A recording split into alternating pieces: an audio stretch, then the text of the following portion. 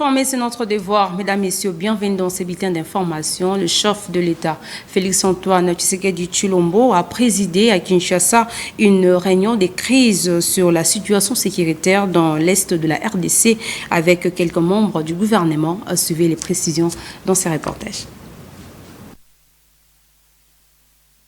Aussitôt revenu à Kinshasa ce jeudi 23 janvier 2025, au terme d'une mission officielle à Davos, en Suisse, où il a pris part au 55e Forum économique mondial, le président de la République, commandant suprême des forces armées de la RDC et de la police nationale, Félix-Antoine Tshisekedi Tshilombo, a présidé à la résidence présidentielle du Mont Ngaliema une réunion de crise sur la situation sécuritaire dans l'est de la RDC en proie à l'agression du Rwanda avec ses supplétifs terroristes du M23.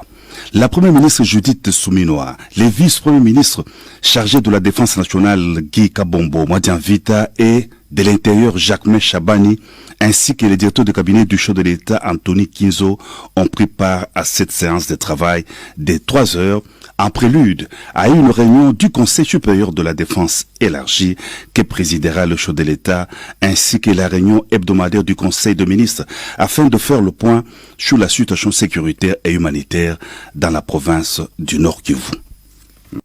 Dans le cadre du projet Lisanga, la commission diocésaine Justice et Paix de l'archidiocèse de Kinshasa a organisé le jeudi 23 janvier 2025 un point de presse sur la situation sécuritaire et humanitaire dans le territoire de Kwamut à Maindombe, la partie rurale de Maluku. Les détails avec Copain Koutoumissa.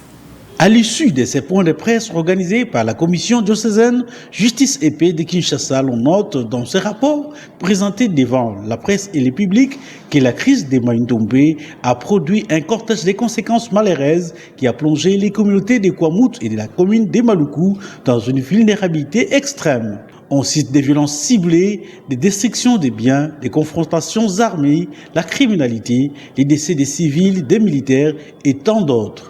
Selon Samuel Toumba, chef de projet, les médias en parlent moins.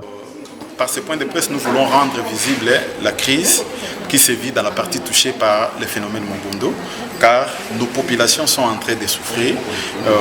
Il y a une souffrance noire. Les gens qui ne vivent pas là-bas ne savent pas comprendre. Quand on parle du phénomène Mobondo, ils n'arrivent pas à comprendre, mais il y a vraiment une souffrance. Et puis il y a toujours les menaces, malgré les tentatives, les initiatives de paix qui ont été mises en place par les autorités. Mais les miliciens Mobondo ne désarment pas, continuent à menacer d'attaquer les paisibles citoyens. C'est la raison pour laquelle nous voulons rendre visible cette crise, afin que les différentes parties prenantes puissent prendre conscience et agir. Arrêter des stratégies idoines de manière à ce que nous puissions mettre fin à cette crise et sauver la vie de nos compatriotes qui sont affectés par cette crise. La commission diocésaine Justice et Paix a formulé quelques recommandations. Au ministère de l'Intérieur, Sécurité et Décentralisation, de rechercher les vraies causes, les vrais acteurs pour un dialogue inclusif pour lequel les résolutions seront applicables et opposables à tous. Il faut signaler que de 2002 à 2023, cette crise a causé la mort de plus de 3000 personnes, 550 400 personnes déplacées. Les Mobondo ont donc attaqué plus de 200 villages à Kwamut, Kwango, Pwilu et les Congo central. Pour clôturer ces bulletins d'information, le coordonnateur humanitaire de l'ONU en RDC salue les processus de désarmement de la milice Zaïre en Ituri. Bruno Lemarquis a encouragé cette initiative après une rencontre avec les commandants des opérations et gouverneur militaire de l'Ituri, le lieutenant général Boyaka Chamadjoni. Nami Katako nous fait le point. Après la maîtrise de la violence presque dans l'ensemble de la province, place à la stabilisation et au développement, a reconnu Bruno Lemarquis au sortir d'une séance de travail avec le gouverneur militaire de l'Ituri, le lieutenant général Boyaka Chamadjoni. Le coordonnateur des affaires humanitaires de l'ONU en RDC en mission en Ituri a salué les efforts des animateurs de l'état de siège et promet l'appui de la mission au PDDRCS. On a aussi parlé de la question du PDDRCS, qui est vraiment toujours une grande priorité pour amener la stabilisation dans les différentes provinces affectées par les conflits. Donc là, nous sommes très encouragés par les derniers développements. Quand j'ai atterri, j'avais le chiffre de 600 dans la tête. 600 combattants qui se sont présentés pour la démobilisation et le désarmement.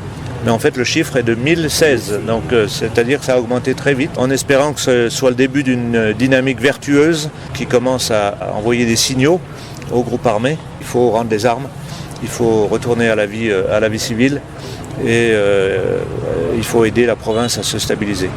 Donc, les Nations Unies sont très très engagées aux côtés du PDDRCS, au niveau national, au niveau provincial, et j'espère que ce gros chiffre de 2016 enverra un signal pour que tous les efforts soient faits pour que le PDDRCS vraiment décolle en Ituri.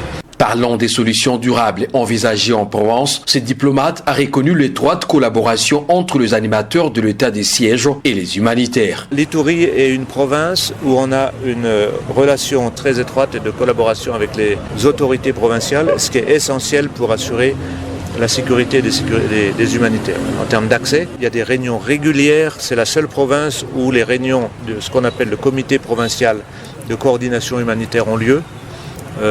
Donc je pense que quand il y a des problèmes ici, ils sont discutés et ils sont adressés. Compte tenu des défis sécuritaires au pays, l'ONU appelle les humanitaires à investir à l'Ituri. Enfin, Bruno Le Marquis a laissé entendre qu'un appel de 2,5 milliards de dollars sera lancé début février pour la réponse humanitaire et c'est sur l'ensemble de la République démocratique du Congo. C'est tout pour ces bulletins d'information. Restez branchés sur nos antennes. Au revoir.